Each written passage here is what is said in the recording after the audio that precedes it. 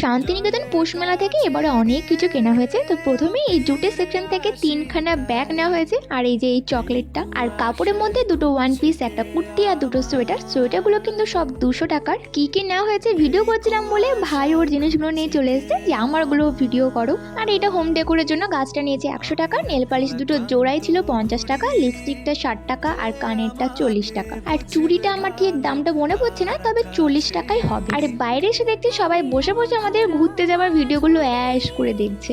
আর এটা হচ্ছে 1 জানুয়ারির ভিডিও। তো আমরা মোমো কুরকুরে এসব কিনে নিয়ে এখন যাচ্ছি শুভ্রার বাড়িতে। তো এই যে আমি, স্নেহা, সুলতানা আর শুভ্রা তো থাকছি, আর কাউকে ফাঁকা পেলাম না, সবাই 1 জানুয়ারিতে ঘুরতে চলে গেছে। তো আমরা এই 4 জনই। আর যা ঠান্ডা, মোমোটা তো 2 মিনিটও লাগবে না ঠান্ডা হয়ে যেতে। তো সবার আগে ওটাকেই খাবার ব্যবস্থা করা হচ্ছে। তো চলো পরে ব্লগে দেখা হচ্ছে, বাই।